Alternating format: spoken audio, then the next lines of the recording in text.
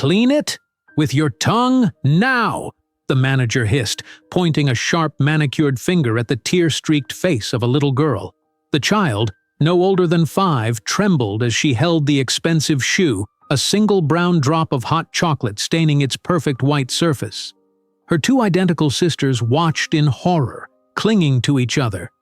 What the cruel manager didn't know was that the quiet man in the tailored suit watching from the back of the store wasn't just another wealthy customer. He was a heartbroken billionaire who had just found the 3 little girls he was destined to save. But before we see how Mr. Harrison makes them pay, let me know where you're watching from and what time it is. Now subscribe to the channel and let's get into the full story. Clean it with your tongue, you worthless little girl. The sharp voice echoed across the luxury shoe store, causing customers to freeze and stare. 5-year-old Bella stood trembling, tears streaming down her heart-shaped face as she stared at the tiny brown stain on the beautiful white shoe in her hands. It was December 24th, Christmas Eve in New York City. Outside, snow fell in gentle flakes, covering Fifth Avenue in a white blanket. Earlier that morning, Mrs. Ellen Thompson had picked up the triplets from their foster home. At 51 years old, Mrs. Thompson had been a social worker for 23 years and had fought hard to keep these 3 sisters together despite the challenges of placing triplets in the same home. Today is going to be special, Mrs. Thompson had promised that morning as she helped the girls into her old blue sedan. We'll see the Christmas lights on Fifth Avenue. It's the most beautiful place in the city during the holidays. The triplets, Ava, Bella, and Chloe, had bounced with excitement in the back seat. They wore identical red coats that had been donated by a local charity last winter. Though they looked alike with their curly brown hair and heart-shaped faces, their personalities were completely different. Ava, older by 3 minutes, sat straight and watched everything carefully. She kept one hand on Bella's arm and her eyes on every stranger who passed. Bella, the middle triplet, stared dreamily at the sparkling store windows, her gentle nature showing in her soft smile. Chloe, the youngest, talked non-stop, pointing at every decoration and asking dozens of questions. "Can we get hot chocolate?" Chloe had asked when they passed a street vendor. Mrs. Thompson checked her wallet. She didn't have much money, but it was Christmas Eve. "Yes, but be very careful. It's hot." The girls had accepted the paper cups with both hands, savoring the warmth and sweetness. They sipped carefully as they entered Elite Footwear, the most expensive shoe store on Fifth Avenue. Crystal chandeliers hung from the ceiling and white marble floors gleamed under bright lights. "Look, but don't touch," Mrs. Thompson warned gently. "These shoes cost more than my monthly rent." The girls nodded, tiptoeing through the store. A special Christmas display caught Bella's attention. A white stiletto decorated with tiny crystals that sparkled like stars.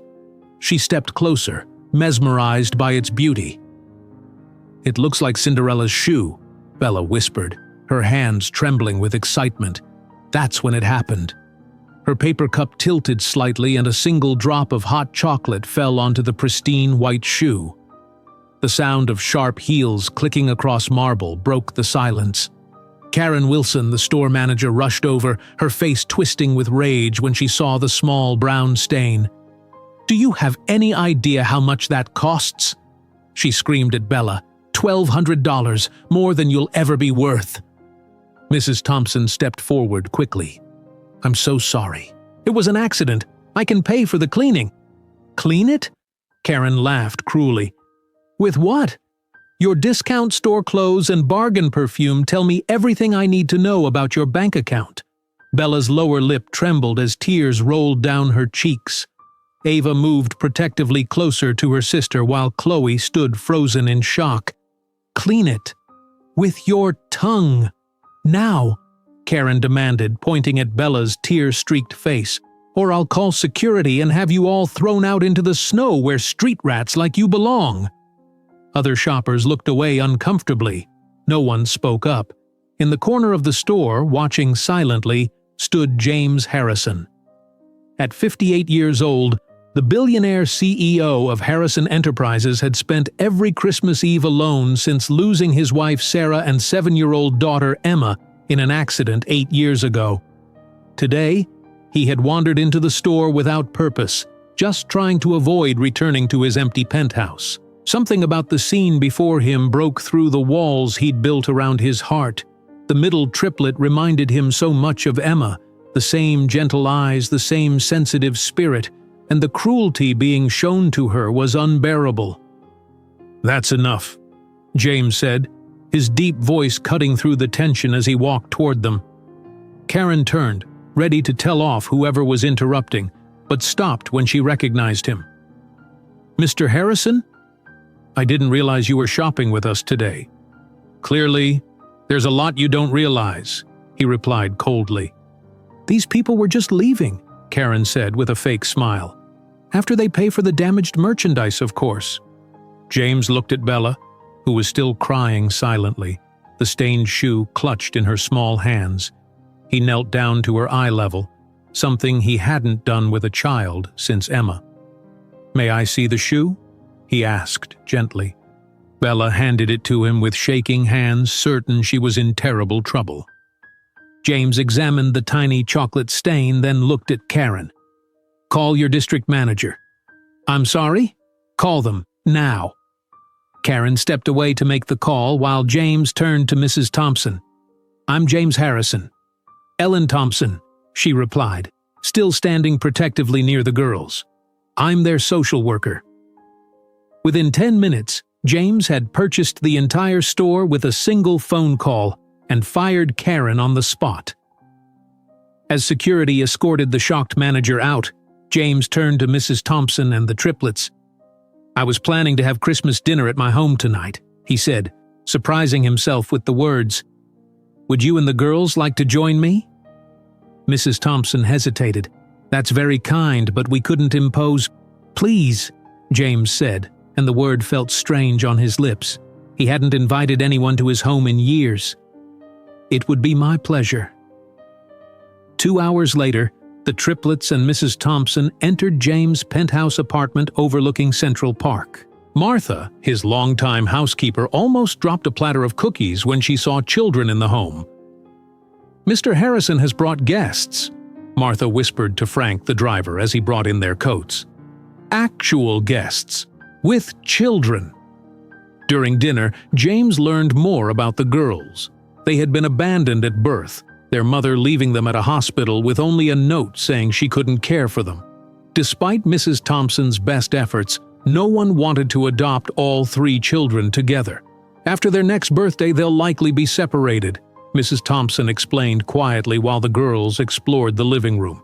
"The system isn't designed for keeping triplets together long-term." James watched as Ava organized the other 2 in a game, making sure each sister had equal turns. He saw how Bella gently touched a photograph of his late wife and daughter, and how Chloe charmed Martha into showing her the kitchen. "What happens to them if they're separated?" James asked. Mrs. Thompson sighed. "They're all they have. I've fought for 6 years to keep them together, but I'm running out of options." As the evening ended, the triplets fell asleep on James's sofa, their small bodies curled together like puzzle pieces. James watched them, the tiny chocolate-stained shoe still sitting on his desk. For the first time in 8 years, James Harrison felt something break open inside his chest, something that had been frozen since he lost his family.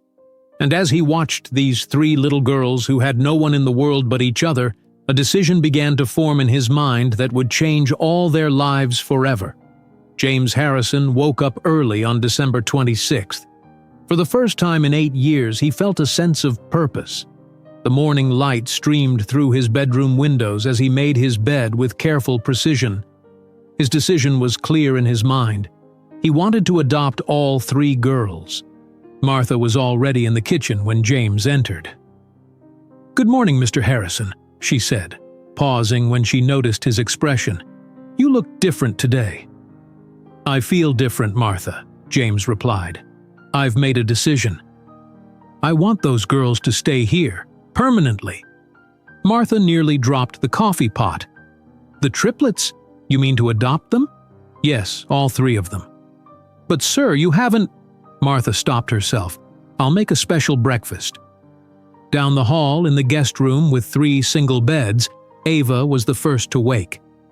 She looked around the unfamiliar room with its expensive furniture and thick carpet. Her sisters slept on either side of her. She gently shook them awake. "Where are we?" Bella whispered, her eyes wide. "The rich man's house," Ava reminded her. "Mr. Harrison." "Are we going back today?" Chloe asked, sitting up in bed. "To the Foster house?" Ava nodded. "Probably. Mrs. Thompson always takes us back after special trips." The 3 girls carefully made their beds, afraid to leave any sign they had been there. They folded their borrowed pajamas and placed them at the foot of each bed. Years in foster care had taught them to be invisible, to leave no trace. When a soft knock came at the door, they sat perfectly still on the edge of their beds. "Girls? May I come in?" It was James's voice. "Yes, sir," Ava answered for all of them. James opened the door. He was dressed casually in a sweater and jeans, not the suit they had seen him in yesterday. "Good morning. Did you sleep well?" 3 small heads nodded in unison. "Martha is making breakfast. Pancakes, I believe. Would you like to come to the kitchen?" "When is Mrs. Thompson coming to get us?" Ava asked directly. James hesitated. "Actually, I was hoping we could talk about that." After breakfast. The kitchen was warm and smelled like maple syrup. Martha had made stacks of pancakes along with eggs, bacon, and fresh fruit. The girls sat at the large island counter, their legs dangling from the tall stools. "You can eat as much as you want," James said, noticing how they took small portions. Chloe was the first to speak. "This is the biggest kitchen I've ever seen." "It's not used enough," James replied. "I usually eat at my desk." "That's not good for you," Bella said quietly. "Mrs. Johnson at the last foster home said we always need to sit and eat properly." James smiled. Mrs. Johnson was right. The phone rang and Martha answered it. "It's Mrs. Thompson," she said, handing the phone to James. "Ellen," James said. "Yes, they're fine." "Actually, could you come over? There's something I'd like to discuss with you." "Yes. Thank you." After breakfast, Martha took the girls to the living room to watch television while James waited for Mrs. Thompson in his office. When she arrived, her face showed concern. "The girls seem fine," she said. "I can take them back now if you're busy. Hey, please sit down, Ellen. I have a proposal." James took a deep breath. "I want to adopt the girls." "All 3 of them." Mrs. Thompson stared at him. "Mr. Harrison, I appreciate your generosity, but adoption is a serious, lifelong commitment, not a decision to make overnight." "I understand how it sounds," James said, "but I haven't felt this certain about anything in 8 years." "Why?" Mrs. Thompson asked directly. "Why these girls? Why now?" James walked to the window. 8 years ago, I lost my wife Sarah and my daughter Emma in a car accident. It was Christmas Eve, just like yesterday. I was supposed to be with them, but I was working late. Mrs. Thompson's expression softened. "I'm very sorry for your loss. Since then, I've been..." James struggled to find the right words. "Empty. Just going through the motions. But yesterday, when I saw Bella being humiliated in that store, something woke up inside me. Mr. Harrison..." "James, please. James," Mrs. Thompson continued. "These are traumatized children who have been moved from home to home all their lives. They need stability, patience, and understanding. Parenting is hard enough when you've had time to prepare." "I know I have a lot to learn," James admitted, "but I have resources. I can hire the best child psychologists, create the perfect environment for them." "Parenting isn't something you can just throw money at," Mrs. Thompson said firmly. "I'm not suggesting that," James replied. "I'm offering them a permanent home where they can stay together. Isn't that what you've been fighting for?" Before Mrs. Thompson could answer, her phone buzzed. She glanced at it and frowned. "The media is reporting on what happened at Elite Footwear yesterday. Your name is mentioned." James nodded. "That was expected. Your wealth and status will be both an advantage and a challenge in the adoption process, Mrs. Thompson said. The courts will scrutinize your motives carefully. I'm prepared for that. Mrs. Thompson studied him for a long moment. If you're serious about this, I'll help you start the process. But I need to be convinced you understand what you're taking on. Ask me anything, James said. For the next hour, Mrs. Thompson questioned James about his work schedule, his support system, his understanding of childhood trauma, and his plans for the girl's education. She was thorough and direct, and James respected her for it. Meanwhile, across town, Victor Reynolds sat in his office reading the news on his tablet. The headline caught his attention. Billionaire CEO purchases luxury store after manager mistreats foster children. Victor's thin lips curved into a frown. As James Harrison's brother-in-law and a major shareholder in Harrison Enterprises, any unusual behavior from James affected his interests directly. Interesting, he murmured, tapping his fingers on his desk. He pressed the intercom. Janet, get me everything you can find on a social worker named Ellen Thompson and 3 foster children she works with, triplets. And schedule a meeting with the board members who supported my last proposal. Back at the penthouse, Mrs. Thompson had agreed to help James begin the adoption process. The girls will need to stay somewhere during the initial paperwork. They can return to their current foster home. Can they stay here? James asked. I have plenty of room. That's not standard procedure. But is it possible? Mrs. Thompson sighed. I'll need to file for temporary guardianship first. It will require home visits, background checks, whatever it takes, James interrupted. Just tell me what to do. Later that afternoon, Frank, James's driver, brought the girls' few belongings from their foster home. Everything they owned fit into 3 small backpacks. Mrs. Thompson gathered the triplets in the living room. Girls, I need to talk to you about something important. 3 pairs of identical brown eyes focused on her. Mr. Harrison has offered to let you stay here for a while. Would you like that? The girls exchanged looks, having one of their silent conversations. For how long? Ava asked cautiously. We don't know yet, Mrs. Thompson answered honestly, but possibly for quite some time. Together? Bella whispered. Yes, together, Mrs. Thompson assured them. Will we still see you? Chloe asked. Very often, Mrs. Thompson promised. I'll be visiting regularly.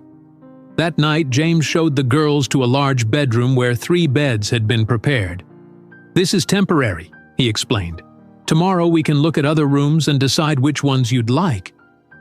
After he left, the 3 girls climbed onto the middle bed together, whispering, Do you think we'll really stay? Bella asked. Don't get excited, Ava warned. Remember the Petersons? They said we could stay forever too. But he bought a whole store, Chloe pointed out. And he fired that mean lady. Rich people do weird things, Ava said. They get bored and change their minds. I like him, Bella admitted quietly. He seems sad, though. I promise I won't let them separate us, Ava said fiercely, pulling her sisters closer. No matter what happens. Outside the partially open door, James heard Ava's words. The determination in her young voice reminded him that these girls had only ever been able to count on each other. He would have to earn their trust. In his office, James's phone rang. It was Michael Stevens, his lawyer. James, I've heard some concerning rumors. Is it true you're trying to adopt 3 children? Yes, James confirmed. I need you to handle the legal aspects immediately. This is very sudden, Michael said carefully. The board might see this as erratic behavior. The board works for me, not the other way around, James replied. Victor Reynolds has been calling board members today, Michael warned. He's expressing concern about your state of mind. James stared out the window at the New York skyline. Victor has been waiting for years to find a way to push me out. He won't succeed. After hanging up, James sat at his desk, studying the small white stiletto with its chocolate stain. Victor Reynolds was a problem he would need to address. But first, he had 3 little girls to think about. Across town, Victor Reynolds studied the photographs his assistant had compiled of the triplets and James. "Get me everything you can on these 3 little girls," he said into his phone. "They might be exactly what I need to finally take Harrison down." January arrived with fresh snow coating New York City. Victor Reynolds worked from his corner office, reviewing the information his team had gathered on the triplets. Their detailed history of foster placements, medical records, and school reports spread across his desk. His assistant knocked on the door. "The board members confirmed for lunch tomorrow," she said, "and I have photos of Harrison's penthouse renovations." Victor examined the photos showing construction crews entering the Harrison building. "Interesting. Keep watching." Meanwhile, at James Harrison's penthouse, 3 adjacent guest rooms were being transformed. Designers and workers filled the space carrying furniture, paint, and decorations. "I want each room to reflect their individual personalities," James told the lead designer Lisa Chen, "but connected so they don't feel separated. Based on your notes, I've planned a space for Ava that's organized and secure," Lisa said. "For Bella, something artistic and peaceful. And for Chloe, bright colors and interactive elements." "Perfect," James nodded. "How soon can it be finished?" 3 days, Lisa promised. James found the triplets in the kitchen with Martha.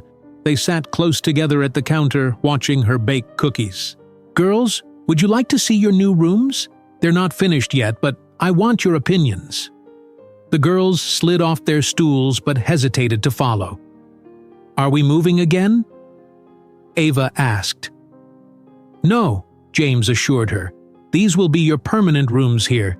You can help decide how they look." The construction area was cleared for their visit. Each room had been painted but was otherwise empty. "This would be your room, Ava." James showed her the first space, painted in calm blue. "We can put anything you want in it." Ava stepped carefully into the room. "Just for me?" "Yes. And Bella's room connects through this door," James demonstrated. "And then Chloe's connects to Bella's. You'll each have your own space, but you can easily be together." Bella touched the pale green walls of her room. "It's pretty."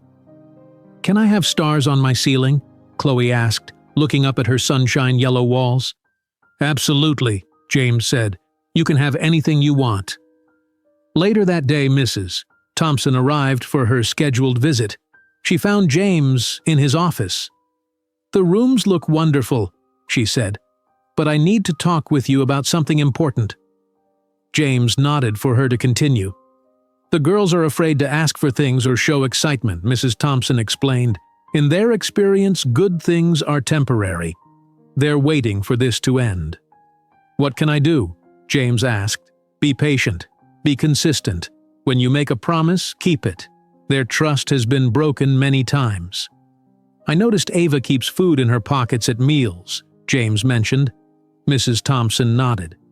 "Food insecurity is common in foster children. Never comment on it. Just ensure snacks are always available." That night, James woke to screaming. He rushed to the guest bedroom where the girls still slept together. Bella was thrashing in bed, tears streaming down her face. "No, don't take them," she cried in her sleep. Ava and Chloe were already awake, trying to comfort their sister. James stood frozen in the doorway, unsure what to do. "Sir?" Martha appeared behind him in her robe. "Let me help." Martha gently approached the bed and spoke in a calm voice. "Bella, sweetheart, you're having a dream. You're safe. Your sisters are here." Bella's eyes opened, wild with fear. She clutched at her sisters. "It's okay," Martha continued. "Everyone's here. No one is going anywhere."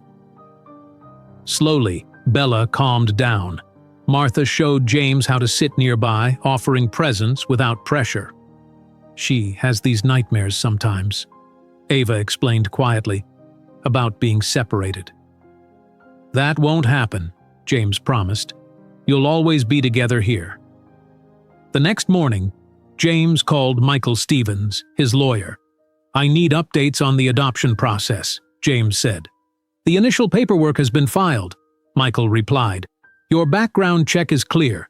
Mrs. Thompson has submitted her recommendation for temporary guardianship, but James, there's something else." Victor called an informal meeting with 3 board members yesterday. "What was discussed?" "Your erratic behavior and dramatic lifestyle changes were mentioned. Nothing official, but he's planting seeds of doubt." James wasn't surprised. "Focus on the adoption. I'll handle the board." 2 weeks later, the girls' rooms were complete. James led them down the hall, stopping at Ava's door first. "Ready?" he asked. Ava nodded, and James opened the door. Her room had a comfortable bed, bookshelves filled with books, a desk, and a window seat overlooking Central Park. A small safe was built into the wall next to her bed.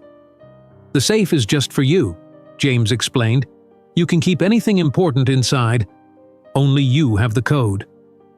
Ava's eyes widened. "Really? Anything?" "It's your private space," James assured her. Bella's room connected through a door in the shared wall. Her space featured an art station with paints, clay, and drawing materials. Fairy lights were strung across the ceiling, and a cozy reading nook filled one corner. Chloe's room had the promised stars on the ceiling, tiny lights that could change colors with a remote control. She had a puppet theater, a dress-up area, and a wall painted with chalkboard paint. "What do you think?" James asked. The girls stood silent, overwhelmed. "You don't have to say anything now," James said gently. "These are your rooms for as long as you want them."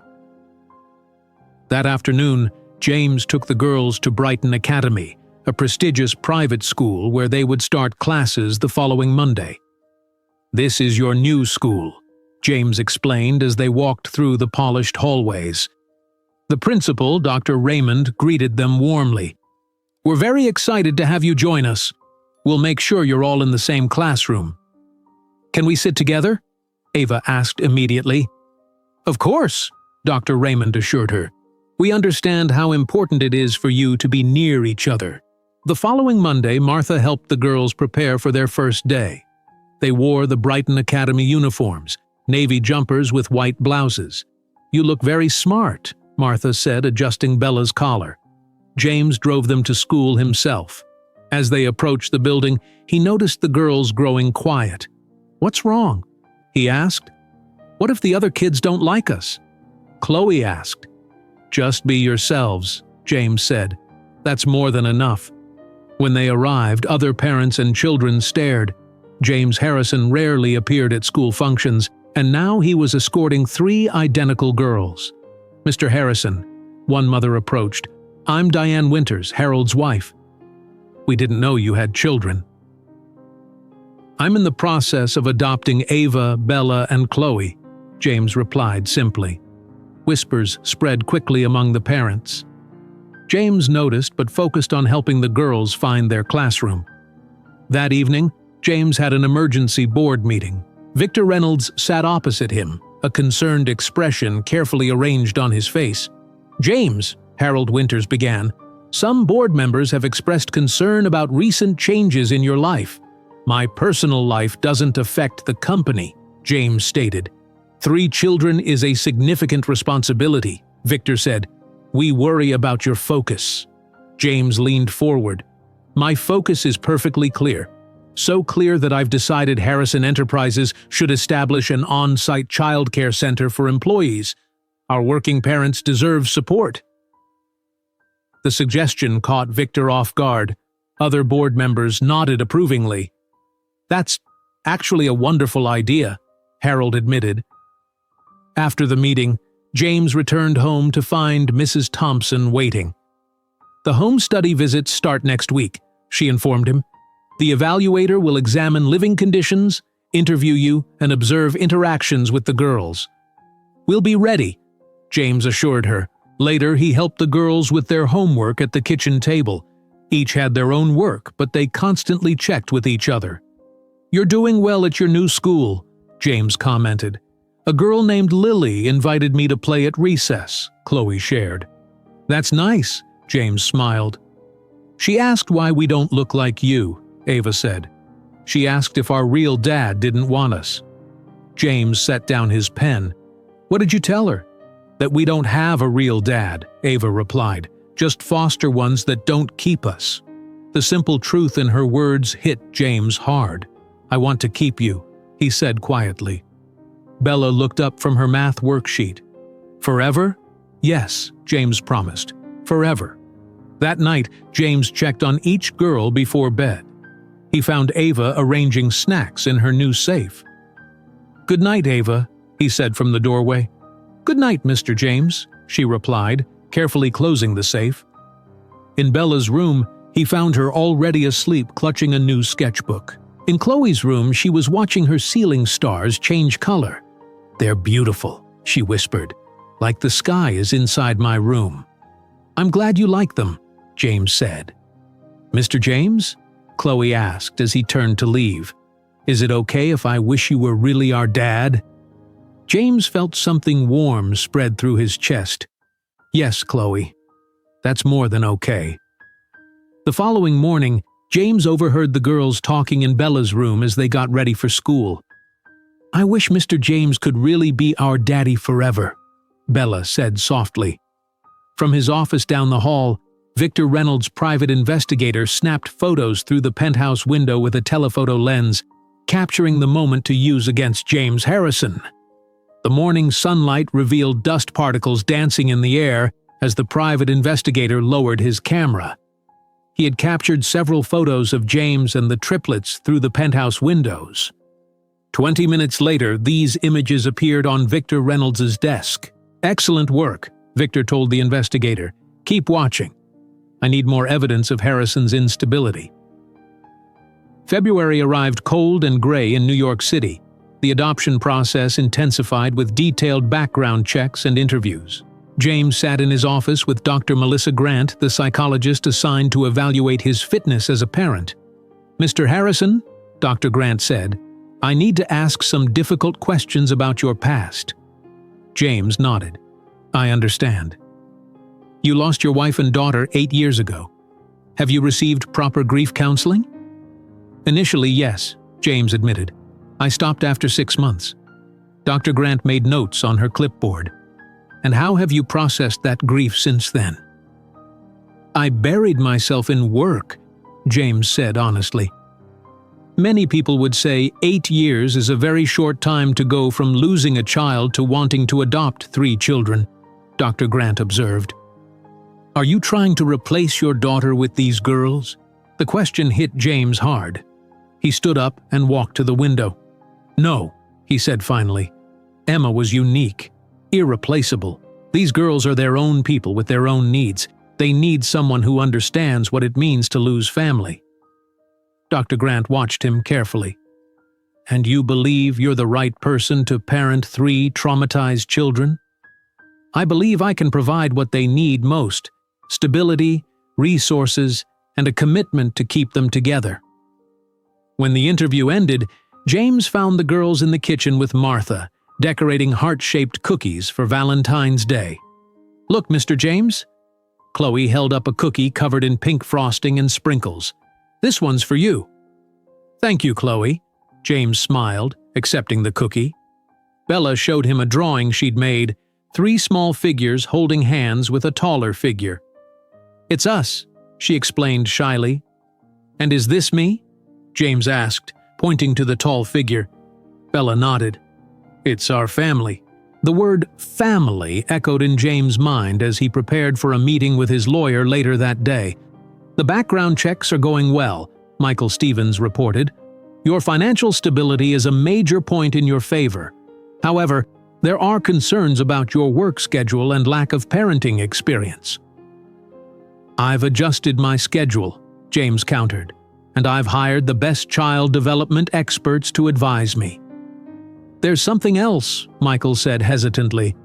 "Victor Reynolds has been asking questions about the adoption process. He seems very interested in your case." "Keep an eye on him," James instructed. "I don't trust his sudden interest in my personal life." The following week, the triplets came home from school unusually quiet.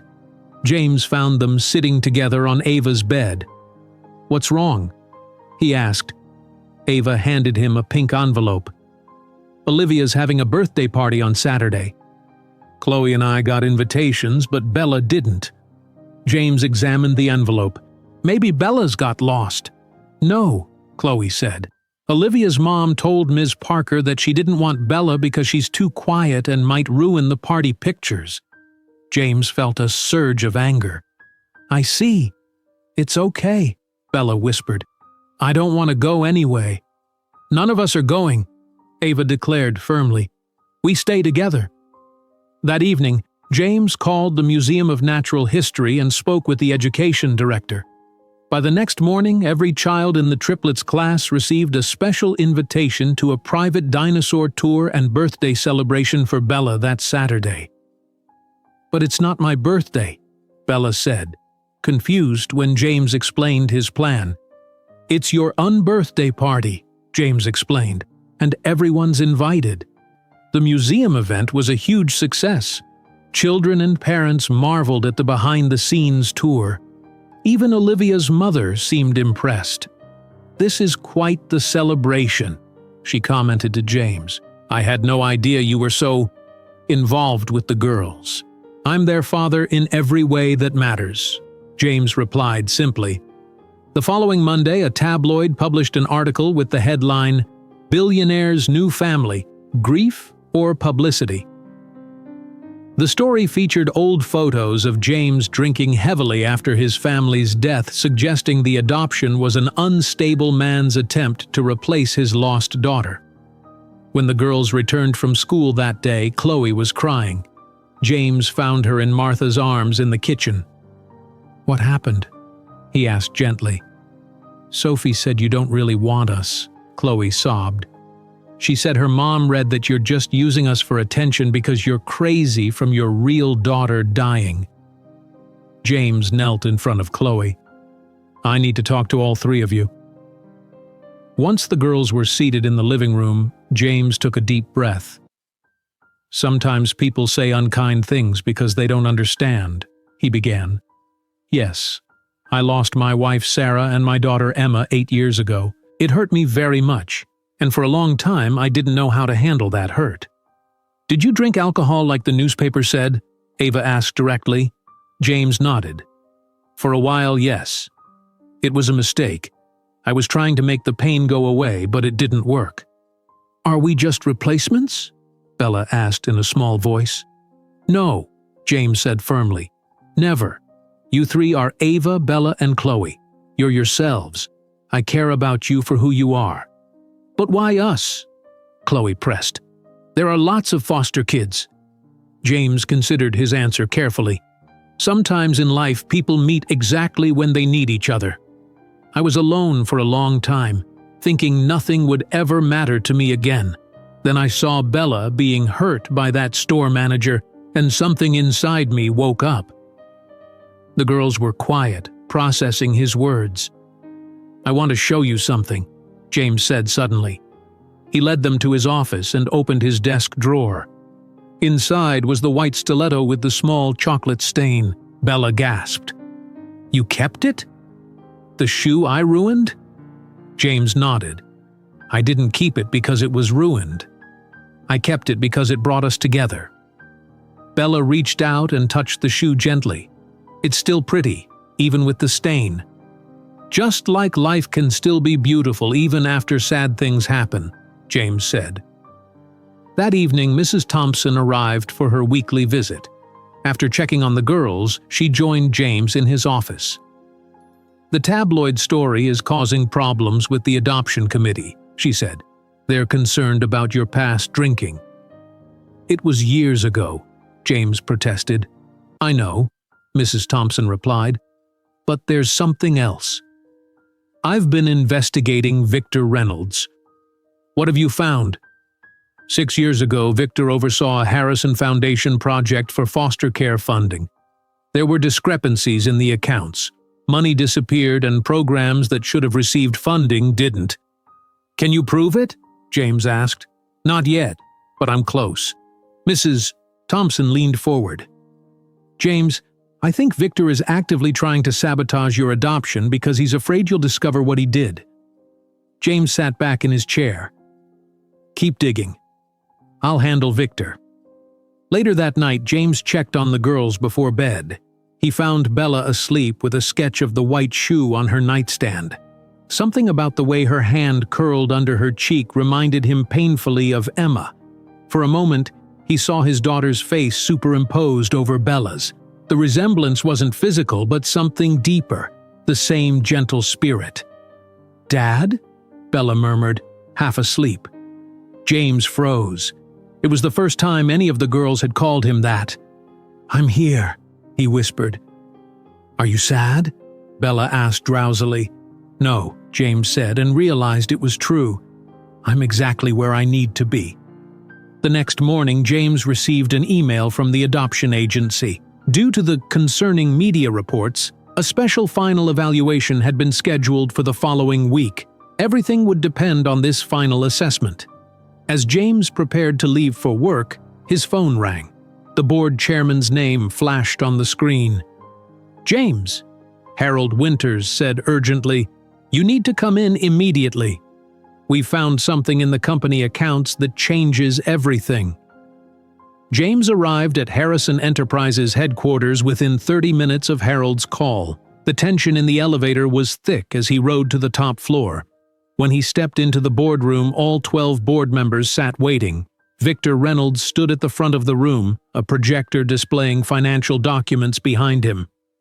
"James," Harold said, rising from his chair, "we've discovered large sums of money missing from the Harrison Foundation accounts." "Missing?" James asked, taking his seat at the head of the table. Victor stepped forward, his expression grave. "Not just missing. Misappropriated. The Foundation's foster care funding has been redirected to private accounts for the past 3 years." "By whom?" James demanded. "That's what we need to discuss," Victor replied smoothly. He clicked to the next slide, showing a series of transfers. "These unusual transactions began around the time you started drinking heavily after Sarah and Emma's deaths." James felt a chill. "Are you suggesting I took that money?" "The evidence is concerning," Victor continued, "but there's more." He clicked again, revealing photos of James at various points over the past 8 years, drinking alone at bars, looking disheveled, arguing with paparazzi. "This has nothing to do with the Foundation funds," James protested. "It speaks to your state of mind," Victor countered. "And now suddenly, you're adopting 3 children with no preparation. The psychological experts I've consulted call this replacement therapy, a dangerous attempt to replace your lost family." "What psychological experts?" James demanded. "I've never spoken to any therapist about the adoption." Victor distributed folders to each board member. "I've compiled a complete report." James hasn't been mentally stable for years. He's unfit to run Harrison Enterprises and, frankly, unfit to be a parent. "This is absurd," James stood up. "You've been trying to take control of my company for years, Victor." "Our concern is for the company and those children," Victor replied calmly. "I've filed a formal complaint with the adoption agency regarding your fitness as a parent." The room fell silent. James felt as if he'd been punched. "You did what?" he whispered. "It was my moral obligation," Victor said. "Those children deserve stability." Harold cleared his throat. "James, given these serious allegations, the board believes it's best if you temporarily step aside while we investigate. We've voted to suspend you as CEO, effective immediately." "You can't do this," James said. "The bylaws allow it," Harold replied regretfully. "It's temporary, pending investigation." James looked around the table at the faces of people he'd worked with for years. Most couldn't meet his eyes. "You're making a terrible mistake." As James left the building, reporters shouted questions. News of his suspension had already leaked. His phone buzzed with a message from Mrs. Thompson. "Come home now. CPS is doing an emergency evaluation at 2 o'clock. When James reached the penthouse, Mrs. Thompson was waiting in the lobby. "Victor Reynolds filed a complaint claiming you're mentally unstable and using the girls as replacement therapy," she explained as they rode the elevator. "He provided those tabloid photos as evidence. Can they take the girls?" James asked, his voice tight. If the evaluator believes they're at risk, yes, Mrs. Thompson answered honestly. Inside the penthouse, Martha was trying to calm the girls who had heard about the emergency evaluation from Mrs. Thompson. Everything will be fine, Martha assured them. Mr. Harrison is a good man. The girls sat perfectly still on the sofa, their faces blank.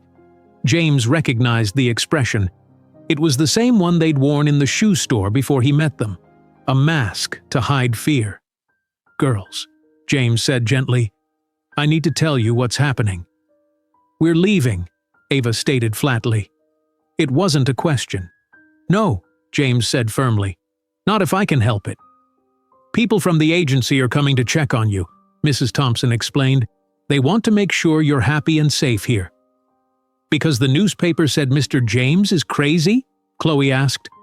Someone is trying to hurt Mr. James, Mrs. Thompson said carefully, and they're using you to do it. We'll be good, Bella whispered. We'll say the right things. James knelt in front of them. I only want you to tell the truth about how you feel and how we live here.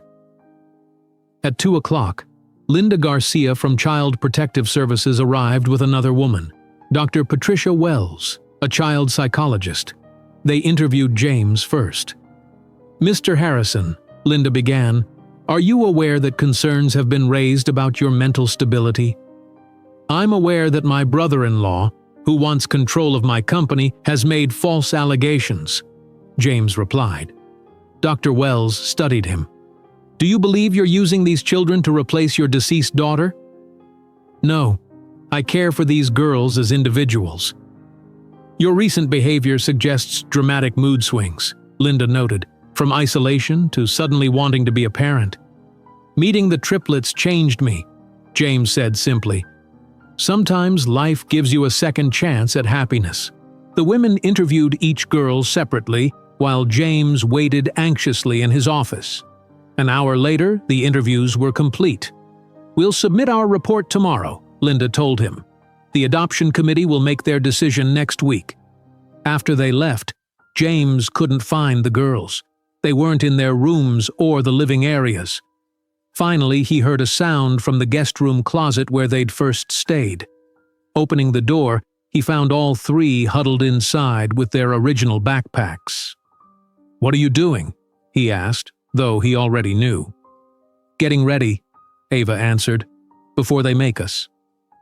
Make you what? Leave, Chloe said. They always make us leave. James sat down on the floor next to the closet. No one is making you leave. You don't know that, Ava challenged. People always promise things they can't keep. James was quiet for a moment. You're right. I can't promise what the agency will decide, but I can promise I will never stop fighting for you. Why? Bella asked, breaking her silence for the first time that day. Why fight for us? Nobody ever does. James felt his carefully constructed walls crumbling. Because when I lost my family, I stopped living. I went through the motions, but I wasn't really there. Then I saw you three, and something inside me started living again. Tears filled his eyes. The truth is, I need you as much as you need me. Maybe more.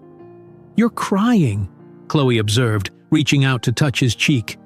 Yes, James admitted. Adults cry too sometimes.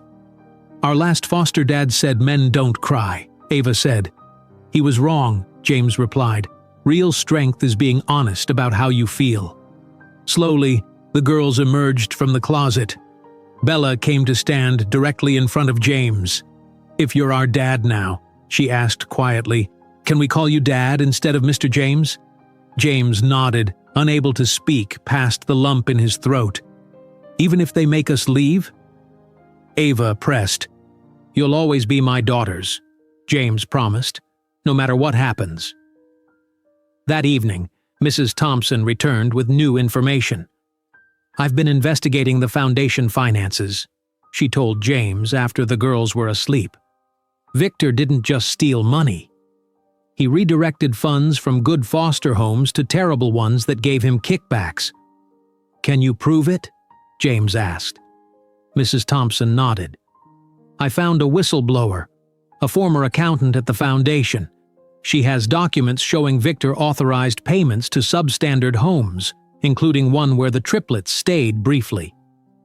So his attack on me is really to prevent his own crimes from being discovered, James realized. Exactly, Mrs. Thompson agreed. And there's more. The complaint to CPS came through a lawyer who's on Victor's payroll. We need to get this information to the board and the adoption committee immediately, James said. I've scheduled meetings for tomorrow, Mrs. Thompson replied. But Victor is desperate. He knows we're closing in. Late that night, James checked on each girl before going to bed himself. In Ava's room, he found her safe open, empty of the food she usually stored. You don't need to hide food anymore, he said softly. I know, Ava replied, surprising him. He thought she was asleep. I gave it to the birds on the balcony. In Bella's room, her sketchbook lay open to a drawing of all four of them holding hands. Beneath it, in careful letters, she had written, "My family." As James turned to leave, Bella stirred. "Dad?" she murmured sleepily. "Yes, Bella? Are you still sad about your other family?" James sat on the edge of her bed. "I'll always miss them. But I'm not sad right now. I'm exactly where I need to be." In Chloe's room, she was fully awake, watching her ceiling stars. "Can't sleep?" James asked. Chloe shook her head. "I'm scared about tomorrow." "Me too," James admitted. "But we'll face it together." The next morning, as James helped the girls get ready for school, his phone rang. It was Harold Winters again. "James, you need to get to the office right away," he said urgently. "Mrs. Thompson just presented evidence about Victor to the board. He's been embezzling for years, but now he's disappeared, and security says he was seen heading toward your building." James dropped the phone and rushed to the girls. "Martha," he called, "get the girls to the safe room now." Martha appeared immediately, her expression serious. "Girls, follow me quickly." "What's happening?" Ava demanded, grabbing her sister's hands. "Victor Reynolds is coming here," James explained briefly. "He might be dangerous. Go with Martha to the safe room we practiced for emergencies." "Are you coming?" Bella asked, her eyes wide with fear. "Soon," James promised. "I need to make sure he doesn't get upstairs first." As Martha hurried the girls down the hall to the hidden room behind his office, James called building security. "Victor Reynolds is not allowed in the building under any circumstances. Lock down the private elevator to the penthouse." "Sir, Mr. Reynolds already used his access card to enter the parking garage 3 minutes ago," the security officer reported. James's heart raced. "Call the police immediately." He hung up and quickly entered his office, unlocking the drawer where he kept a small handgun. He had never imagined needing it, but the safety of the girls was his top priority. The private elevator chimed. It was too late to stop Victor's arrival. When the doors slid open, Victor stepped into the penthouse. His usually perfect appearance was disheveled, tie loosened, hair uncombed, eyes wild with anger. "James," he said, his voice eerily calm despite his appearance. "We need to talk." "There's nothing to discuss, Victor," James replied, keeping the gun hidden behind his back. "The board has the evidence of your embezzlement." Victor's face twisted with rage. "Evidence you manufactured! You've been determined to keep me down since Sarah died." "This isn't about Sarah," James said firmly. "It's about you stealing millions of dollars meant for foster children." "Where are they?" Victor demanded suddenly, looking around the penthouse. "Those girls are the key to everything, your weakness." "The triplets aren't here," James lied. "They're safely away from you." Victor laughed bitterly. "You think you can save them? Like you couldn't save Emma and Sarah? You weren't even there when they died." The accusation hit James like a physical blow. "I live with that every day." "So you should," Victor shouted. "It's your fault my sister is dead. If you hadn't been working late that night, you would have been driving, not her." "You think I don't know that?" James answered quietly. You're right. I should have been there. Martha suddenly appeared in the hallway. Mr. Harrison, the girls are asking for you. Victor turned toward Martha, his hand reaching into his jacket. Where are they? James moved quickly, positioning himself between Victor and Martha. Martha, call the police again. Don't bother, Victor said, pulling out a gun. No one is calling anyone. Martha gasped but didn't move. Victor, think about what you're doing, James said calmly, the way he'd learned to speak to the girls when they were upset. The police are already on their way. You have a choice right now about how this ends. I don't have choices anymore, Victor shouted. You made sure of that. 8 years I've waited, working in your shadow, watching you control our family's legacy. Sarah would be disgusted by what you've become. James kept his voice steady. Sarah would be heartbroken to see you threatening her husband with a gun. Shut up! Victor waved the weapon wildly. You don't get to speak for her. In the distance, police sirens wailed. Victor's eyes darted to the windows. It's over, Victor, James said quietly. Please, put the gun down. A small sound came from the hallway, a floorboard creaking. Victor whirled toward the noise. Ava stood frozen in the hallway, her eyes wide with terror. Come here, little girl, Victor ordered. Now! Ava, run! James shouted. Everything happened in seconds. Victor turned his gun toward Ava. Martha grabbed a heavy vase from a nearby table and threw it at Victor. James lunged forward, tackling his brother-in-law as the sound of breaking glass filled the air. The gun skittered across the floor. The elevator doors opened again, revealing 2 police officers with weapons drawn. Police! Nobody move! Within minutes, Victor was handcuffed and being led away. This isn't over, James! He shouted as the officers pushed him into the elevator. James found the girls huddled together in the safe room. It's okay now, he assured them, kneeling down.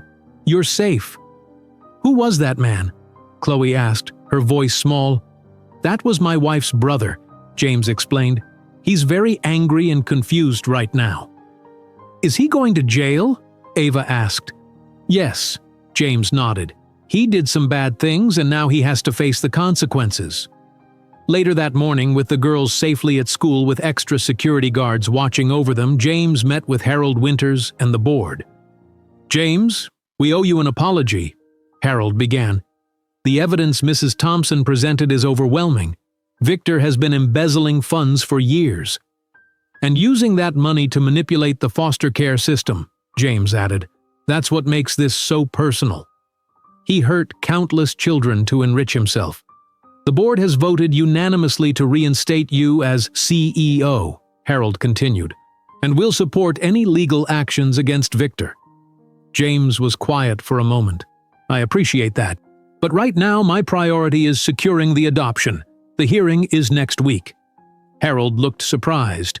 Surely you can postpone it given these circumstances? No, James said firmly. Those girls have waited their entire lives for stability. I won't make them wait a day longer than necessary. Back at his office, James met with his lawyer and Mrs. Thompson to discuss strategy.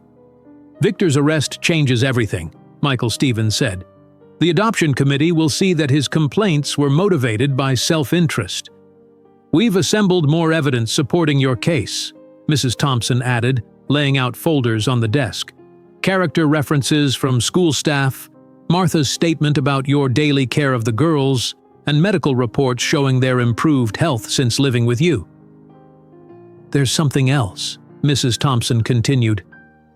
Dr. Sarah Collins called me this morning. The neurosurgeon from the girls' school? James asked.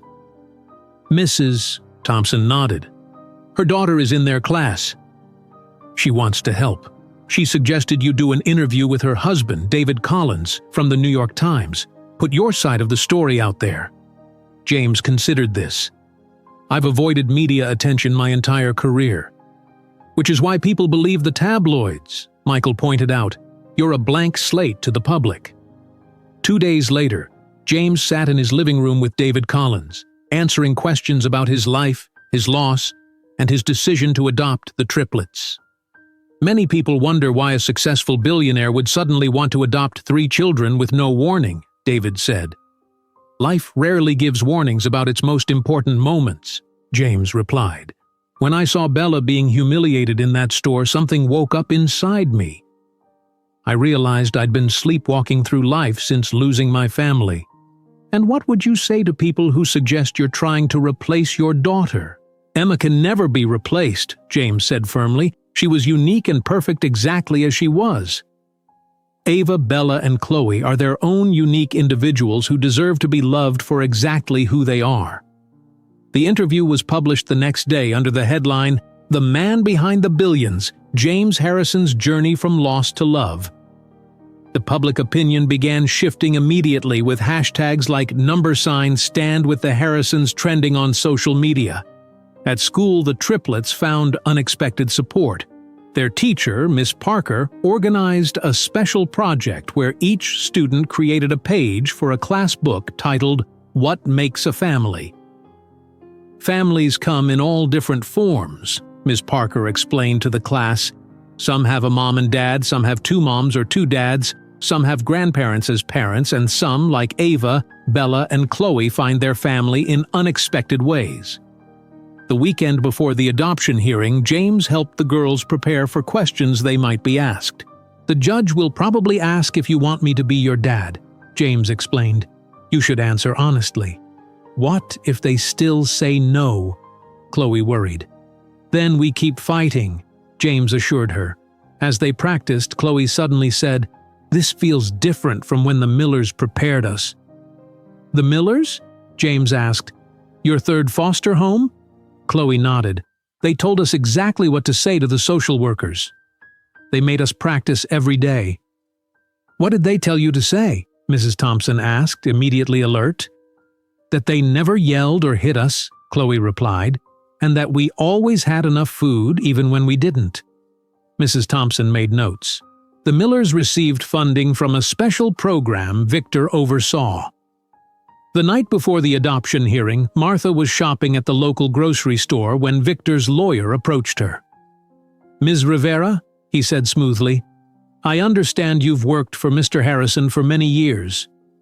22 years, Martha confirmed warily. The lawyer slipped an envelope toward her. "Inside is $50,000 in cash. All you need to do is tell the adoption committee tomorrow that you've seen Mr. Harrison behave erratically around the children." Martha pushed the envelope back. "I've watched Mr. Harrison become a father to those girls. They need each other." She pulled out her phone. "I recorded this entire conversation, which I'll be sharing with the police." The lawyer backed away quickly. When Martha reported this to James, he called his security team. "Double the protection for the girls tomorrow? Victor is getting desperate." That night, James helped the girls choose special outfits for the hearing. Bella wanted to wear a blue dress that matched the painting she'd made for James's office. Chloe picked a yellow dress with sunflowers, and Ava selected a simple green dress with pockets. "Dad?" Bella asked as James helped with her hair. "Will we really be Harrisons tomorrow?" "That's the plan," James smiled. His phone rang. The board chairman's name flashed on the screen. "James," Harold said urgently, "you need to come in immediately. The forensic accountants have found something in the adoption agency's financial records that changes everything." James arrived at Harrison Enterprises at 11:30 that evening, his mind racing with worry about what new problems might delay the adoption. Harold Winters and 3 forensic accountants waited in the conference room, surrounded by stacks of financial reports and computer printouts. "James, we've uncovered something disturbing," Harold said, gesturing to the documents spread across the table. "Victor didn't just embezzle from the foundation. He was systematically bribing officials at the adoption agency." The lead accountant, a woman named Rebecca Chen, pointed to highlighted sections in the reports.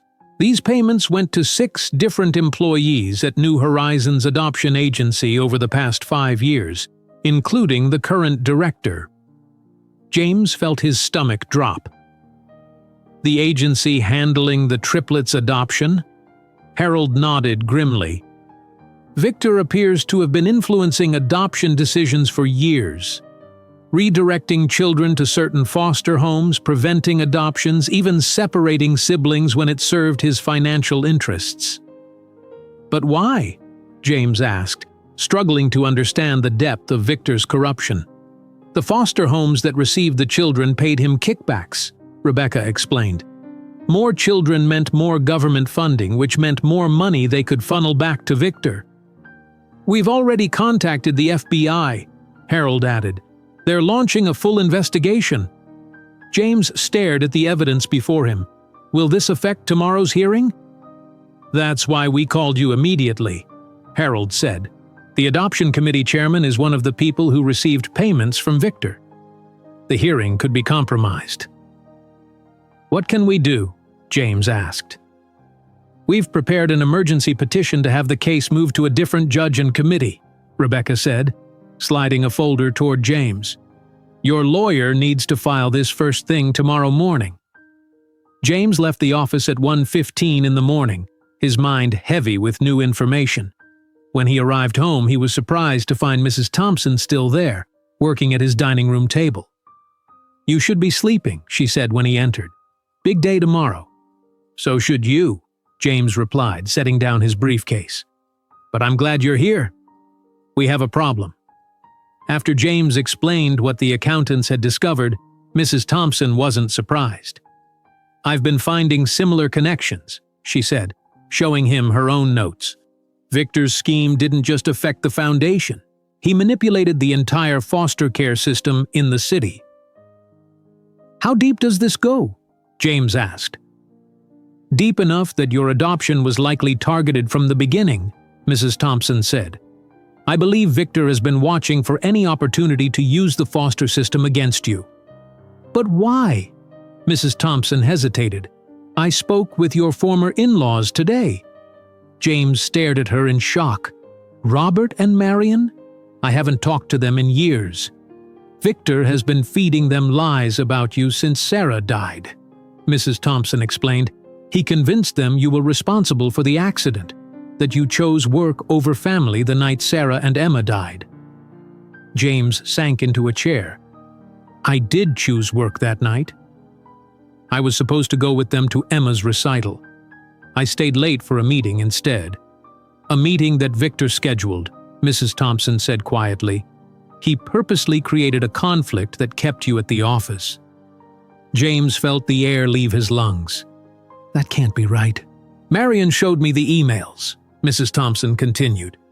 "Victor rescheduled that meeting 3 times, each time moving it closer to Emma's recital.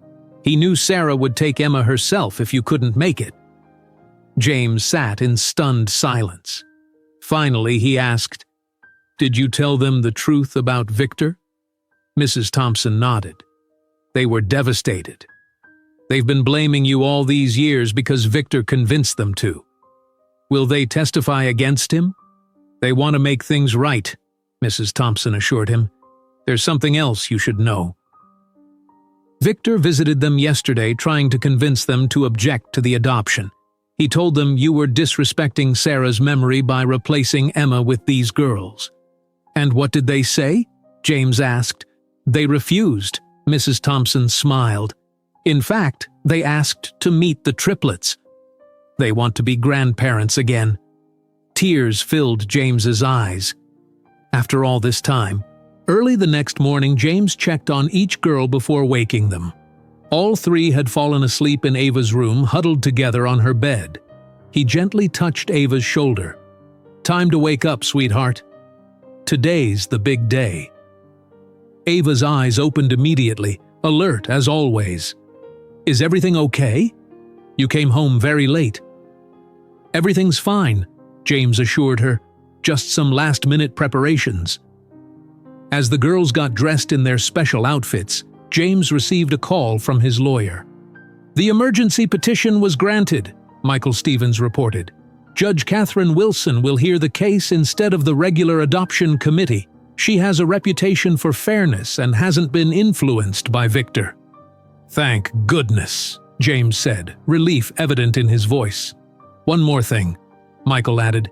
"Victor has been released on bail this morning. "What? How is that possible?" "He has powerful connections," Michael replied. "But don't worry. He's under strict orders to stay away from you and the girls. Your security team has been notified." At 9:30, the family prepared to leave for the courthouse. Martha had made a special breakfast, and Frank waited with the car. Security personnel surrounded the building. "You all look beautiful," James told the girls as they stood in their dresses. "Dad," Ava said suddenly, her voice serious, "I need to show you something before we go."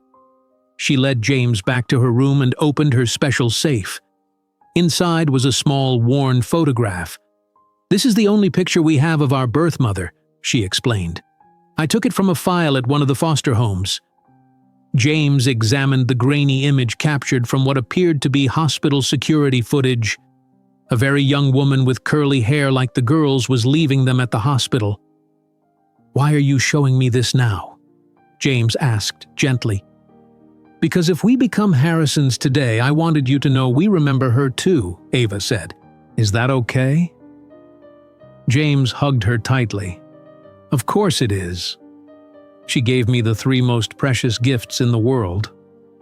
"I used to hate her," Ava admitted, "but now I understand sometimes people have to make hard choices." At the courthouse, they were surprised to find a crowd of supporters in the lobby. Teachers from Brighton Academy, parents from their class, and even employees from Harrison Enterprises had gathered to show support. Dr. Sarah Collins approached them with her daughter. "We're all here for you," she said warmly. "The whole school is behind you." Most surprising were the elderly couple standing nervously near the courtroom doors. The woman had Sarah's eyes, and the man stood tall and straight like she had. "Robert, Marion," James said softly, "thank you for coming." Marion stepped forward, tears in her eyes. "We've been wrong for so long, James. Can you ever forgive us?" "There's nothing to forgive," James replied. "We all loved them." Inside the courtroom, Judge Wilson reviewed the case files while James, the triplets, and Mrs. Thompson waited nervously. The hearing was private with only essential participants allowed. "Before we begin," Judge Wilson said, "I should note that this case has been moved to my courtroom due to concerns about improper influence. I want to assure everyone that my decision will be based solely on the best interests of these children." The proceedings moved forward smoothly. Mrs. Thompson presented her strong recommendation for the adoption. Character witnesses testified about James's devotion to the girls. The court-appointed evaluator reported on the girls' improved emotional and physical health since living with James. Finally, Judge Wilson asked to speak with the triplets. "Girls, I need to ask you an important question. Do you want to become part of Mr. Harrison's family permanently?"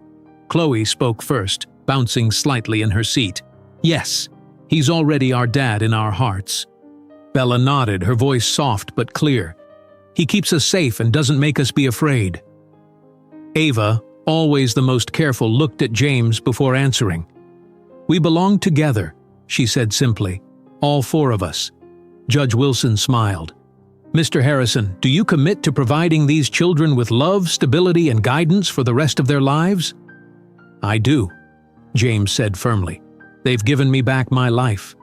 I will spend the rest of it making sure they never doubt they're loved." Judge Wilson looked through the final paperwork. "I see no reason to delay this family's happiness any longer. It is the ruling of this court that Ava, Bella, and Chloe are hereby legally adopted by James Harrison, with all the rights and responsibilities thereof." The courtroom erupted in cheers. The girls rushed to hug James, all talking at once. Robert and Marion wiped away tears as they watched. "We're really Harrisons now?" Bella asked, her eyes shining. "Really and truly," James confirmed, hugging them close. Outside the courthouse, reporters gathered on the steps. Friends and supporters surrounded the new family, offering congratulations. As they prepared to leave, James' phone buzzed with a security alert. "Sir," his security chief said urgently, "Victor Reynolds has been spotted entering your building. Security tried to stop him, but he had a weapon. He's heading for the penthouse." James clutched his phone, his celebration instantly forgotten. Around him, people continued to cheer, unaware of the new danger. "Frank," James called to his driver, "bring the car around now." "Martha, take the girls to the safe house immediately." Martha, who had been standing nearby, rushed forward. "What's happened?" James lowered his voice. "Victor is at the penthouse with a weapon. I need to get the girls somewhere safe." Mrs. Thompson joined them, sensing the tension. "The courthouse has secure rooms. We could stay here." "No," James decided. "If Victor doesn't find us at home, he'll look for us here next. The safe house is our best option." James knelt down to the girls' level. "We need to make a quick change of plans. Something important has come up at the penthouse." "Is it Victor again?" Ava asked, immediately alert. James nodded, not wanting to lie. "Yes, but security is handling it.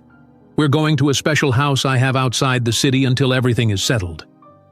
Frank pulled the car to the curb, and James's security team created a protective circle around them. As they moved toward the vehicle, a reporter stepped into their path. "Mr. Harrison, can we get a comment about your brother-in-law's allegations?" Before James could respond, his security chief, Tom Davis, moved the reporter aside. "No questions now." They reached the car just as James's phone rang again. The building security manager sounded panicked. "Sir, Mr. Reynolds has locked himself in your office. He says he'll only talk to you." "Are the police there?" James asked. "Yes, sir, but he's threatening to destroy something valuable if anyone but you enters." James made a quick decision. "Tell the police I'm coming. Keep everyone else out until I arrive." After ending the call, James turned to Mrs. Thompson and Martha. "Change of plans. Take the girls to the safe house. I need to go to the penthouse." "No!" Chloe cried, grabbing his hand. "You can't go alone." Bella's eyes filled with tears. "He has a gun." "The police are there," James assured them. "I'll be perfectly safe." "We're Harrisons now," Ava said firmly. "We stick together." James looked at their determined faces. These girls had faced so much in their young lives. Running now might only increase their fears. "All right," he said, "but you'll stay in the car with Martha and security until I call for you. Promise." 3 small heads nodded in agreement. When they arrived at the building, police cars surrounded the entrance. Officer Liam Wilson approached as James exited the car. "Mr. Harrison, we have the building secured. Your brother-in-law is alone in your office. He claims to have documents that will destroy everyone if we don't let him speak with you." "What's his mental state?" James asked. "Unstable," Officer Wilson replied. "He's been ranting about betrayal and justice. Our negotiator hasn't made progress." "I'll talk to him," James decided. "He blames me for his sister's death. This isn't really about the company or the adoption." "We strongly advise against it," the officer warned. "I understand his pain better than anyone," James insisted. "Let me try." After receiving instructions from the police, James entered the building. The elevator ride to his penthouse felt endless. When the doors opened, he was met by more officers in tactical gear. "He's in your office," the lead officer whispered. "We have audio and visual monitoring in place." James nodded and walked down the hallway to his office door. He knocked once. "Victor, it's James. I'm alone." "Prove it," Victor's voice called from inside. "I'm opening the door slowly," James announced. "I'm unarmed." James pushed the door open and stepped inside. Victor stood behind James's desk, looking disheveled and wild-eyed. The white stiletto with the chocolate stain sat on the desk in front of him. In one hand, Victor held a gun. In the other, a lighter. "Close the door," Victor demanded. James complied, keeping his movements slow and deliberate. "The police are right outside, Victor." "I don't care," Victor spat. "This ends today." "What is it you want?" James asked calmly. "Justice!" Victor shouted. "You took everything from me." "Sarah was my wife. Victor. Emma was my daughter. I lost them too." "You don't deserve to say their names." Victor's hand shook as he pointed the gun at James. You chose work over family. That meeting was more important than Emma's recital. James took a deep breath. You're right. I made a terrible choice that night, and I've lived with that guilt every day since. Victor seemed surprised by the admission. But, James continued, I know now that you deliberately rescheduled that meeting to create a conflict. Victor's face paled. That's a lie. Marion showed Mrs. Thompson the emails, James said quietly. Why, Victor? What did you gain from keeping me from my family that night? You were taking Sarah away from us. Victor's voice cracked with emotion. After your marriage, she barely visited. Everything was about your precious new family. Sarah was building her own life, James replied gently. That's what people do when they grow up, Victor. Shut up. Victor grabbed the stiletto. This stupid shoe is what started it all. If you hadn't met those brats, I could have taken control of the company. Everything would have gone according to plan. The girls have nothing to do with this, James said firmly. Your embezzlement was going to be discovered eventually. Those little replacements, Victor sneered. You think you can just start over with a new family? You don't deserve happiness after what you did. James recognized the pain behind Victor's rage. I'm not trying to replace anyone, Victor. For 8 years, I was just surviving. The girls helped me learn to live again. It should have been you in that car, Victor shouted, tears streaming down his face. I know, James said softly. I've thought the same thing countless times. Victor stared at him, momentarily silenced by James's honesty. Victor, James continued, Sarah wouldn't want this. She loved both of us. She'd be heartbroken to see you like this. Don't tell me what Sarah would want. Victor raised the gun higher. James noticed Martha in the doorway behind Victor, having entered through the connecting door from the living room. She held a heavy crystal paperweight from the sideboard. Victor, please. Put the gun down, James pleaded, keeping Victor's attention on him. It's not too late to get help. It's been too late for 8 years, Victor replied bitterly. Martha threw the paperweight, hitting Victor's arm. The gun fired, the bullet embedding in the wall as James lunged forward. They struggled briefly before police officers burst into the room. Police! Drop the weapon! Victor was quickly subdued and handcuffed. As officers led him away, he looked back at James. This isn't over, he threatened. I'll tell everyone the truth about you. I already know the truth, Victor, James replied sadly. I hope someday you find peace. After the police took Victor away, James found the girls waiting with Mrs. Thompson in the lobby. They rushed to him, checking for injuries. Are you hurt? Bella asked, her eyes wide. I'm fine, James assured them. Victor is going to get the help he needs. Can we still be Harrisons? Chloe asked worriedly. James smiled. Nothing could change that. The adoption is final. You are officially Ava, Bella, and Chloe Harrison. Despite the morning's chaos, James insisted on continuing with their planned celebration. Friends and supporters gathered at their favorite restaurant in Central Park. Teachers from school, employees from Harrison Enterprises, and even some board members attended. Most surprisingly, Robert and Marion Winters, James's former in-laws, came to formally meet their new granddaughters. They have Sarah's smile, Marion whispered to James as they watched the girls receive gifts from guests. I see it too, James agreed, especially Bella. We've missed so much time, Robert said regretfully. 8 years of bitterness that we can never get back. But we have the future, James reminded him, and 3 wonderful girls who could use grandparents. As the celebration continued, Mrs. Thompson approached James with a small velvet box. A final adoption gift, she explained. Inside were 3 gold necklaces, each with a small letter pendant, A, B, and C. For your daughters, Mrs. Thompson smiled. to celebrate their past and their future. James gathered the girls to present the necklaces. As he fastened Bella's around her neck, she asked quietly, "What will happen to Victor?" "He'll face consequences for his actions," James explained. "But he'll also get help for his pain." "Is he sad like you were?" Bella wondered. James nodded. "Yes, but he chose a different way to handle his sadness."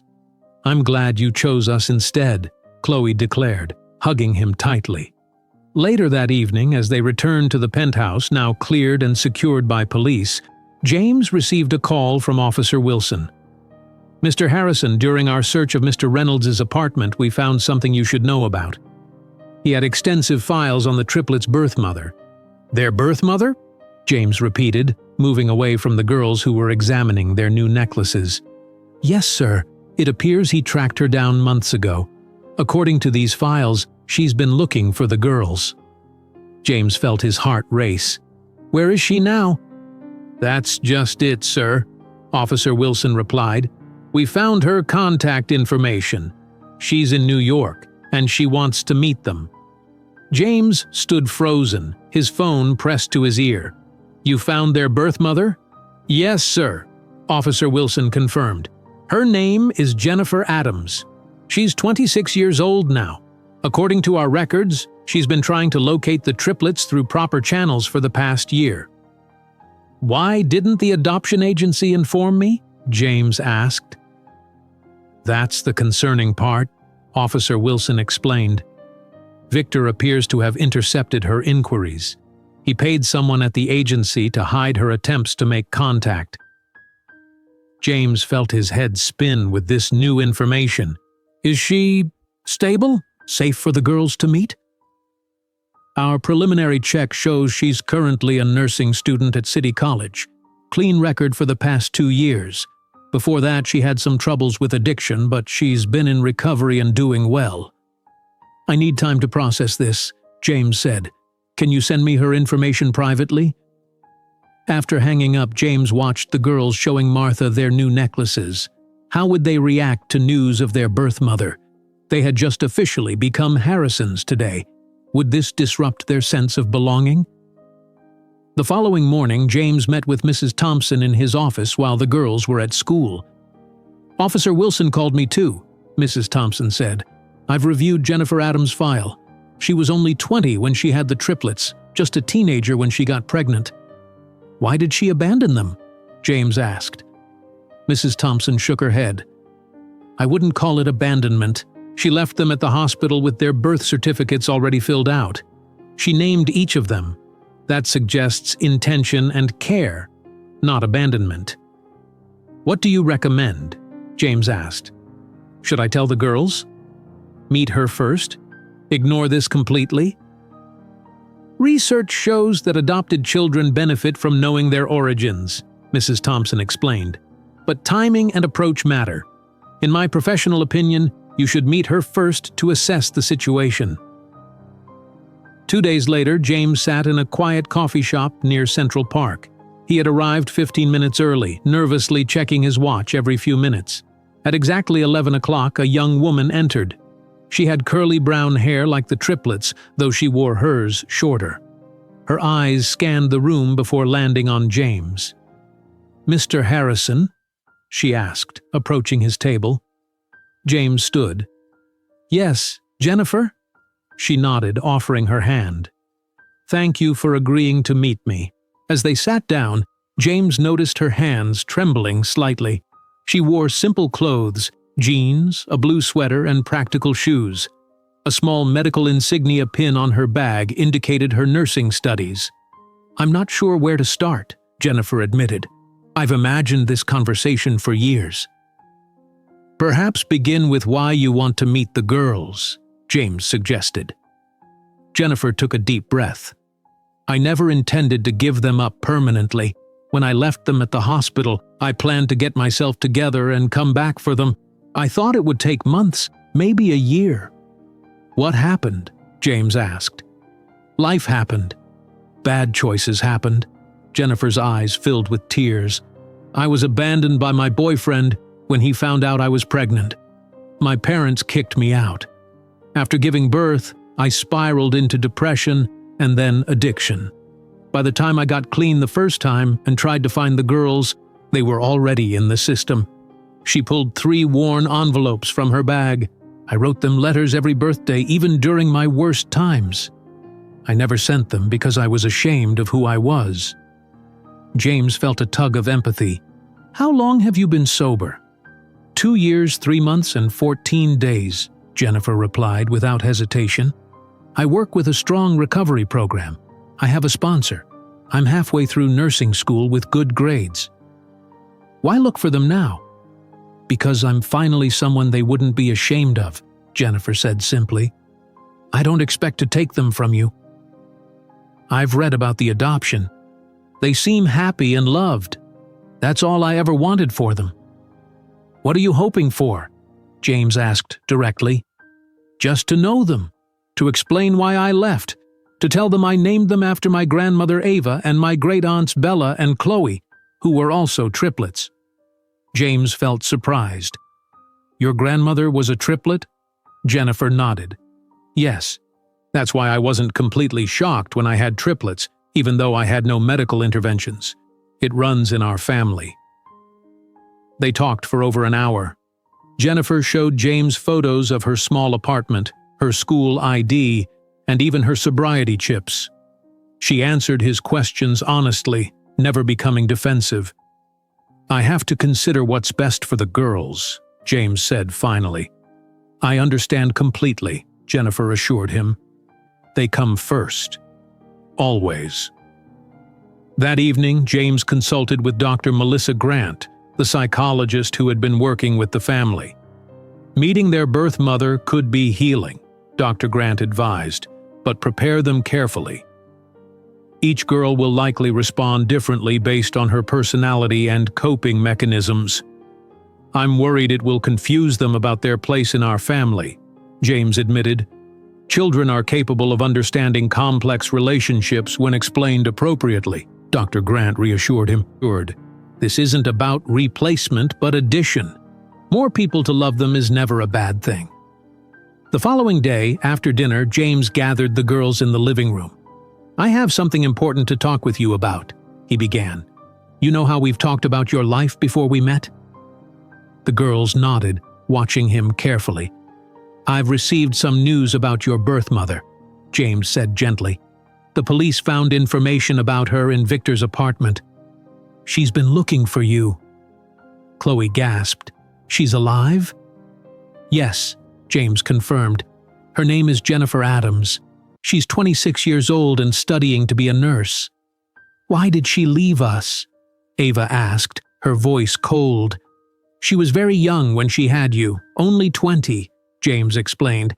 She had no support and made some mistakes, but she named each of you with special family names and left you where she knew you'd be safe. Does she want to take us away? Bella whispered fearfully. No, James assured them quickly. She knows you're happy here. She just wants to meet you and explain some things herself. The girls' reactions were exactly as Mrs. Thompson had predicted. Chloe bombarded James with curious questions about Jennifer's appearance and life. Bella remained quiet but seemed cautiously hopeful. Ava crossed her arms defensively. We don't need to meet her, Ava declared. We have a family now. This isn't about replacing our family, James said, echoing Dr. Grant's words. Meeting her might help answer questions you have about where you came from. I want to meet her, Chloe said decisively. Me too, Bella added softly. If Dad says it's okay. Ava remained silent. You don't have to decide right now, James told Ava gently. And if you choose not to meet her, that's perfectly fine. Over the next 2 weeks, the family attended therapy sessions with Dr. Grant to prepare for possibly meeting Jennifer. James showed the girls the small photograph Ava had kept, explaining that Jennifer now looked healthier and happier. Gradually, even Ava's curiosity began to overcome her resistance. Did she really name us after her family? She asked one evening. Yes, James confirmed. She had a grandmother and great aunts who were triplets too. So it's not just random that we're triplets? Chloe asked excitedly. It's in our blood? Apparently so. James smiled. Finally, the day arrived for Jennifer to visit the penthouse. James had transformed the living room to feel welcoming but neutral. Martha had prepared light refreshments, and Mrs. Thompson was present for support. When the elevator doors opened, Jennifer stepped out clutching a small photo album and the 3 letters. She wore a simple dress and looked terribly nervous. "Welcome," James greeted her warmly. "The girls are ready to meet you." Jennifer's eyes filled with tears. "Thank you for this opportunity. I can't tell you what it means to me." The triplets sat side by side on the sofa, watching as Jennifer entered. There was an unmistakable resemblance. The same heart-shaped face, the same curly hair, though the girl's was longer. "Hello," Jennifer said softly. "I'm Jennifer. I'm your birth mother." Chloe, always the spokesperson, spoke first. "I'm Chloe. This is Bella, and that's Ava. We're Harrisons now." "I know," Jennifer smiled. "You're very lucky to have such a wonderful dad." "Why did you leave us?" Ava asked directly. Jennifer sat down across from them. "That's a fair question. I was very young and alone. My boyfriend left when he found out I was having babies. My parents kicked me out of their house. I had no money and nowhere to live." "Were you scared?" Bella asked quietly. Jennifer nodded, terrified. "But I wanted you to be safe and cared for. I named each of you after my grandmother and her sisters who were triplets too." "We're named after triplets?" Chloe asked, her eyes wide. "Yes," Jennifer smiled. "My grandmother Ava was the oldest, just like you, Ava. Great-Aunt Bella was the middle triplet, and Great-Aunt Chloe was the youngest." As the conversation continued, the initial tension gradually eased. Jennifer showed them photos of her grandmother and great-aunts. She explained how she had fallen into addiction after their birth but had worked hard to recover. "I wrote these for you," she said, handing each girl a sealed envelope. "A letter on each of your birthdays, even though I couldn't send them." The girls opened their letters carefully. Each contained 5 years of birthday wishes, hopes, and love from a mother who had never stopped thinking about them. "I never stopped loving you," Jennifer said, her voice breaking. "I just wasn't able to care for you the way you deserved." Before leaving, Jennifer gave each girl a small gold locket. Inside each was a tiny photo of all 3 girls as newborns. "The hospital took this picture the day you were born," Jennifer explained. "It's the only photo I had of you for years." As James walked Jennifer to the elevator, she thanked him again. "They're wonderful, Mr. Harrison. You've given them everything I couldn't." "Would you like to visit again?" James asked. "If they want that," Jennifer replied. "This is their choice now. I've waited 5 years to meet them. I can be patient." Later that night, as James helped the girls get ready for bed, Bella examined her new locket carefully. "Dad?" she asked, looking up at him with tear-filled eyes. "Can we do something special with the white shoe that brought us together?" "That's a wonderful idea, Bella," James said, sitting on the edge of her bed. "What did you have in mind?" "Something that helps other kids like us," Bella replied. "So the shoe can do for them what it did for us." That conversation started everything. 1 year later, on December 24th, the Harrison family stood together outside a beautifully renovated storefront on 5th Avenue. The sign above the door read, "Triplet Treasures," in elegant gold letters. A red ribbon stretched across the entrance, waiting to be cut. "I can't believe it's been exactly 1 year since we met," James said, looking at his daughters with pride. The triplets, now 6 years old, wore matching red coats, but each had added her own personal touch. Ava had a chess piece pin on her lapel, Bella wore a paintbrush charm necklace, and Chloe had decorated her coat with a speaker pin from her debate club. "Remember how scared we were?" Chloe asked, bouncing on her toes with excitement. "I wasn't scared," Ava protested. "I was being careful." "You were totally scared," Chloe teased, making them all laugh. So much had changed in 1 year. James Harrison was no longer known as the Iceman in business circles. His transformation into a devoted father had made headlines, but it was his work reforming foster care systems that earned him true respect. Harrison Enterprises now dedicated significant resources to supporting foster families and improving adoption processes. The triplets had flourished in their new life. Ava had discovered a talent for chess, winning her age group in a citywide tournament. Bella's artwork hung in galleries around New York as part of a special Young Artists program. Chloe had joined the junior debate team at school, using her natural speaking abilities to advocate for foster children's rights. "It's almost time," James said, checking his watch. "Are you ready for your big speech, Chloe?" Chloe nodded confidently. "I practiced all week." A crowd had gathered for the grand opening. Mrs. Thompson stood near the front, beaming with pride. Martha and Frank were there, along with teachers from Brighton Academy, board members from Harrison Enterprises, and many of the friends they'd made throughout the year. Jennifer Adams stood to one side, now a regular part of the girls' lives. She visited twice monthly and had become an unexpected ally in their journey. Robert and Marion Winters, now embracing their role as grandparents, helped organize the event. Their relationship with James had healed completely, and they cherished their time with the triplets. "Ladies and gentlemen," James began, stepping up to the microphone. "1 year ago today, on a cold Christmas Eve, my life changed forever when I met 3 extraordinary little girls." The crowd quieted to listen. "What began with a tiny chocolate stain on an expensive shoe led to the greatest blessing of my life," James continued. "Today we transform the very store where we met into something that will help other children find their forever families." James explained how Triplet Treasures would operate, selling donated high-end items with all proceeds funding programs for foster children, specifically focused on keeping siblings together. "I'm pleased to announce the Harrison Family Preservation Initiative," James said. "This program will provide resources specifically designed to keep siblings together in the foster system. No brother or sister should ever have to lose each other along with everything else." The crowd applauded as Mrs. Thompson stepped forward.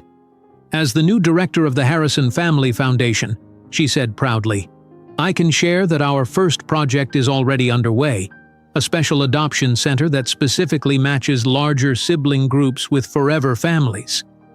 Each triplet took a turn at the microphone.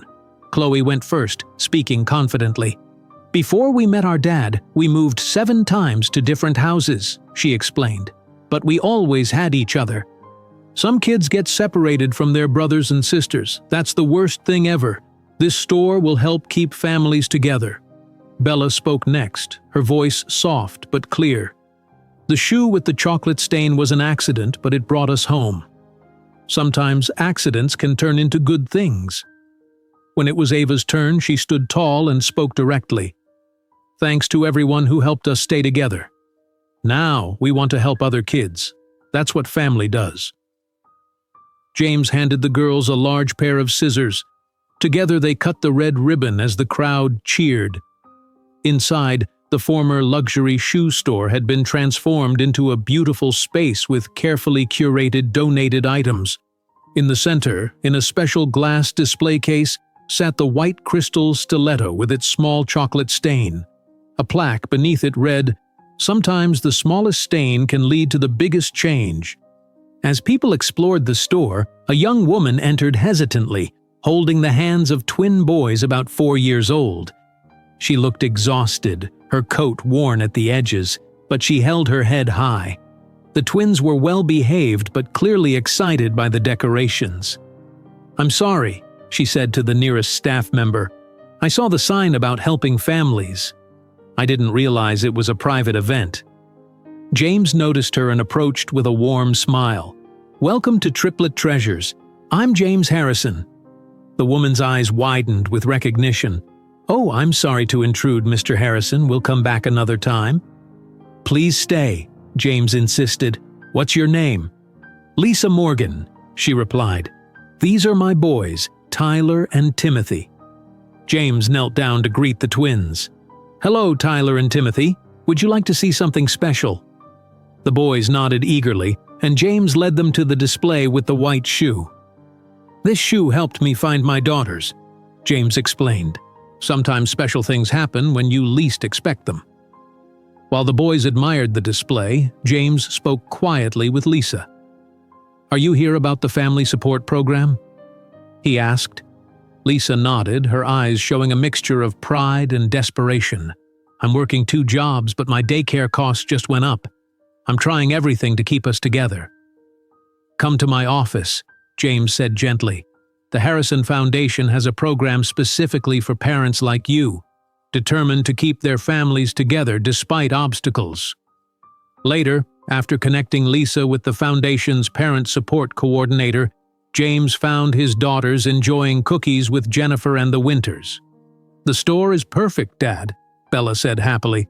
"The shoe looks beautiful in its special case." "It was your idea," James reminded her. "A perfect one." As evening fell, the family returned to their penthouse. The space had completely transformed over the past year, from James's once minimalist bachelor home to a warm family dwelling filled with photographs, children's artwork, and evidence of their shared life.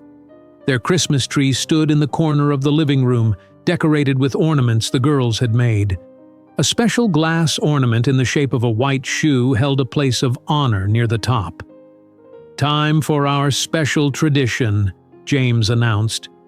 Each family member selected a new ornament to add to the tree, representing something significant from the past year.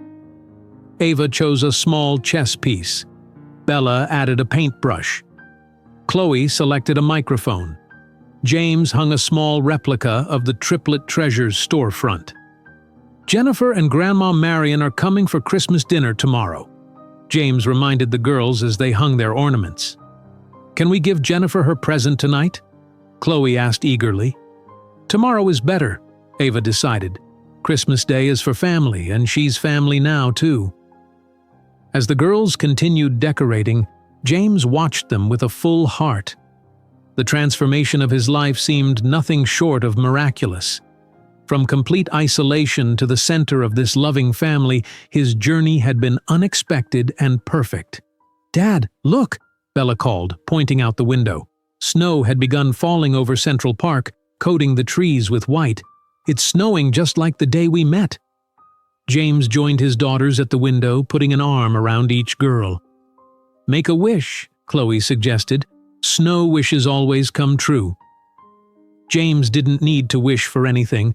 As he watched his daughters excitedly arrange presents under the tree, he knew he had already received the greatest gift possible, a second chance at family, at joy, at life itself. Outside, the snow continued to fall over New York City. Inside the Harrison home, warmth and love had permanently replaced the coldness that had existed for 8 long years. And in a glass case in a store on Fifth Avenue, a small chocolate stain on a white shoe reminded everyone who saw it that sometimes the smallest things can change everything. If you enjoyed today's video, I'm sure you'll love the next one. Don't waste time. Just click on the screen.